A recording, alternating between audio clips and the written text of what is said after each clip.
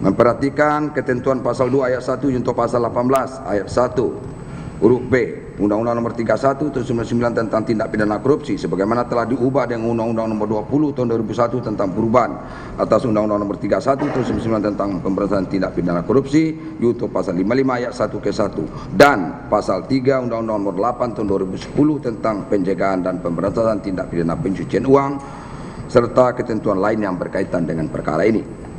Mengadili 1. Menyatakan terdakwa Anang Ahmad Latif telah terbukti secara sah dan meyakinkan bersalah melakukan tindak pidana korupsi secara bersama-sama dan tindak pidana pencucian uang sebagaimana dalam dakwaan ke-1 primer dan dakwaan ke-1 subsidiar. Kedua primer.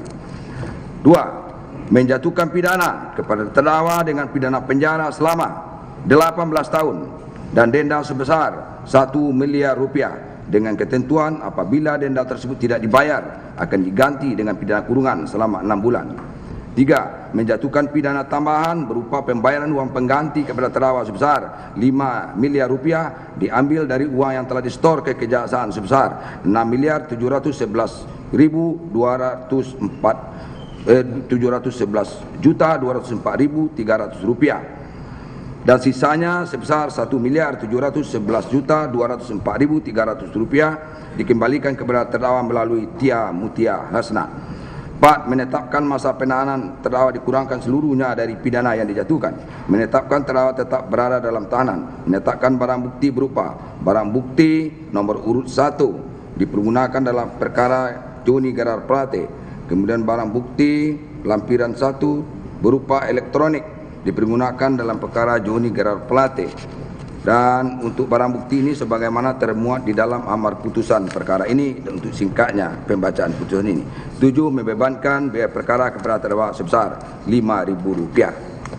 Demikian diputuskan dalam rapat permusyawaratan Majelis Hakim Pengadilan Negeri Jakarta Pusat kelas 1A khusus pada hari Senin tanggal 6 November 2023, pesan mana diucapkan dalam persidangan yang terbuka untuk umum pada hari ini Rabu tanggal 4 November 2023 oleh kami Pak Zadi SAMH sebagai Ketua Majelis, Rianto Adam Pontoh SAMH dan Kolonel Soekartono SAMH Hakim ad hoc sebagai Hakim anggota, dibantu oleh Fahri Bani Hamid SAMH sebagai Panitera Pengganti, dihadiri hadapan terdakwa dihadiri oleh penuntut umum dari Kejaksaan Agung, di hadapan terdakwa dengan didampingi oleh penasihat hukumnya.